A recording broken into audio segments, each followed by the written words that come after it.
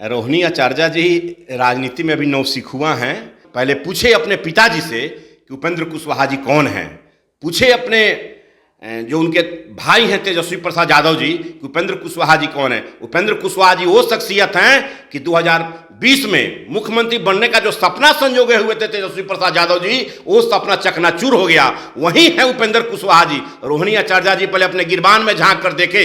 राजनीति का एबीसीडी का ज्ञान नहीं, परिवारवाद और वंशवाद की राजनीति पर आप लोकसभा चुनाव लड़ते हैं और उपेंद्र कुशवाहा जी के बारे में बोलते हैं कि उपेंद्र कुशवाहा जी कौन है। रोहिणी आचार्य जी आकर आए ना बिहार में, रहती हैं विदेश में और बिहार की हकीकत को क्या जानती है। जो विरोधी पक्ष है राजद वाले, उन लोगों का जो गेम था कि एनडीए को एनडीए से लड़ा दो और अपना उल्लू सीधा कर लो, उसमें तो शाहाबाद क्षेत्र और मगध में कुछ कामयाबी हुई, लेकिन 2025 में उनको कामयाबी मिलने वाली नहीं है। आप देख रहे हैं लाइव बिहार, मैं हूं आपके साथ असलम अब्बास। उपेंद्र कुशवाहा अपने वोट बैंक को लेकर, या कहें कि जिस तरीके से लोकसभा चुनाव में उन्हें करारी हार मिली थी, अब बिहार के दौरे पर हैं। तो दूसरी तरफ बिहार में बिगड़ते लॉ एंड ऑर्डर को लेकर पूरे निशाना पर है नीतीश सरकार, एनडीए सरकार। लेकिन इन तमाम मुद्दों के बाद भी जिस तरीके से लालू यादव ने बिहार को लेकर बातें कही, उसके बाद उपेंद्र कुशवाहा का मामला, ट्वीट के मामले जो है अब गर्माता हुआ नजर आ रहा है। रोहिणी आचार्य ने भी इस मामले में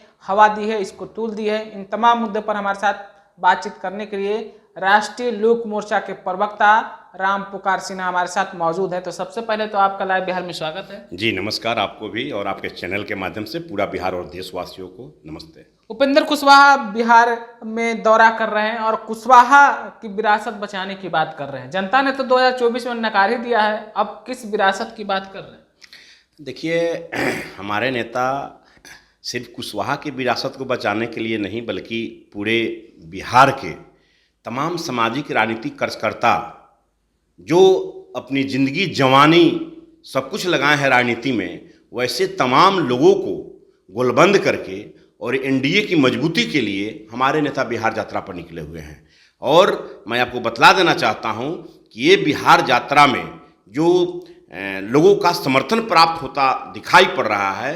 भारत लली नमन से जगदेव प्रसाद जी की शहादत स्थल कुर्था से शुरू हुई ये यात्रा, औरंगाबाद गई, सासाराम गए, उसके बाद में फिर वहाँ से आरा होते हुए पटना होते हुए आज कार्यक्रम में सारण में चल रहा है। तो ये समझने की बात है कि उपेंद्र कुशवाहा जी का जो राष्ट्रीय लोक मोर्चा का जो समर्थन लोगों को मिल रहा है, ये बहुत ही बिहार की राजनीति में एक इतिहास लिखने वाला है। नहीं, आप बोल रहे हैं समर्थन मिल रहा है, जनता ने तो 24 में नकार दी, हार गए, तीसरे नंबर पर भेज दिया आपके नेता को। हमारे नेता मीडिया के साथियों को बताए थे और अपने संबोधन में भी बोले थे कि जो विरोधी पक्ष है राजद वाले, उन लोगों का जो गेम था कि एनडीए को एनडीए से लड़ा दो और अपना उल्लू सीधा कर लो, उसमें तो शाहाबाद क्षेत्र और मगध में कुछ कामयाबी हुई, लेकिन 2025 में उनको कामयाबी मिलने वाली नहीं है। हमारे नेता आदरणीय उपेंद्र कुशवाहा जी इस बात को स्पष्ट रूप से पूरे मंच से तमाम कार्यकर्ताओं को, नेताओं को और मीडिया को बता भी दिए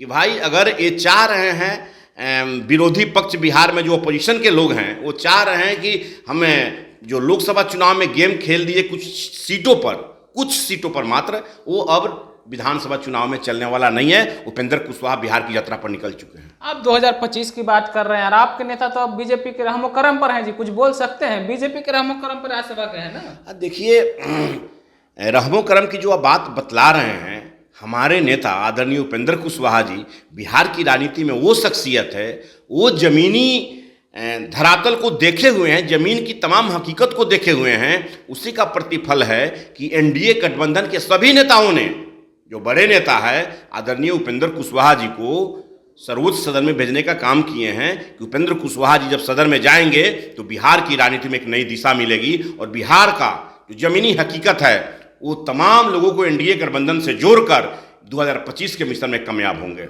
आप 2025 की बात कर रहे हैं, आप जैसा कि बोला भी कि छपरा में आपके नेता जा रहे हैं, लेकिन छपरा से पूर्व प्रत्याशी रही रोहिणी आचार्य ने तो साफ साफ कह दिया उपेंद्र कुशवाहा कहाँ से आए हैं, कौन है, कहाँ, किस दुनिया में रहते हैं?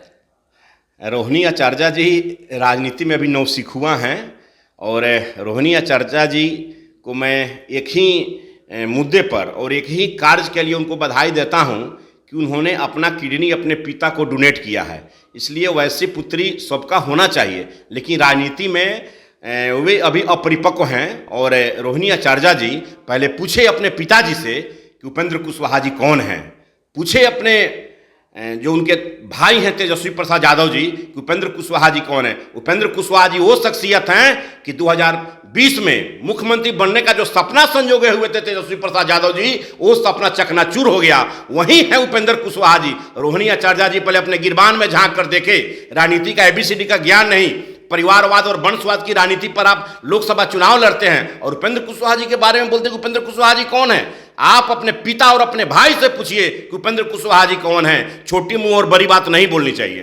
तो साफ कह रहे हैं कि पूरे बिहार में बाढ़ है, दहाड़ है, अपराधियों का बोलबाला है, ये लोग कुछ कर नहीं रहे, शर्म नहीं आती है।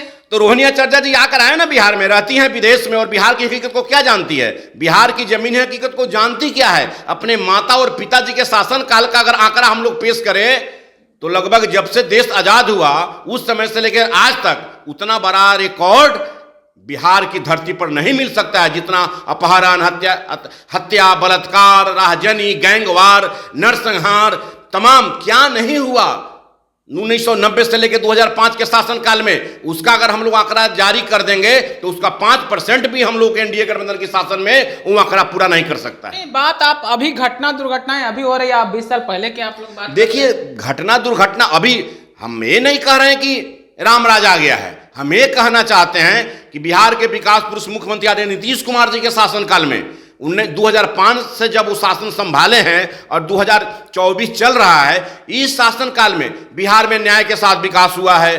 बिहार में आपराधिक घटनाओं में बहुत कमी हुई है। बिहार में सड़कों का जाल बिछ गया है। बिहार में कभी बिजली नहीं आती थी, लोग बिजली कभी आते थे तो लोग हल्ला करते बिजली आया बिजली आया।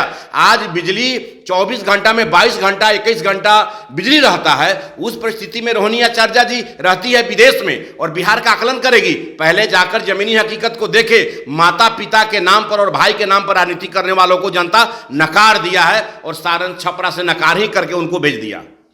बिल्कुल, तभी आप जो है राम प्रकाश सिन्हा को सुन रहे थे। रोहिणी आचार्य खुद विदेश में रहती हैं और कभी कभी टूरिस्ट बनकर बिहार और पटना और छपरा जैसे इलाकों में आती हैं। अब बात उपेंद्र कुशवाहा की कर रही है। उपेंद्र कुशवाहा के बारे में जैसा राम प्रकाश सिन्हा ने कहा, आपने भी सुना है, एक विचारधारा है, उनकी अपनी राजनीतिक एक वजूद है जिसको सब कोई जानते हैं, समझते हैं। आप अपनी राय और प्रतिक्रिया क्या रखते हैं कमेंट में हमें ज़रूर बताइएगा। आपका बहुत बहुत शुक्रिया।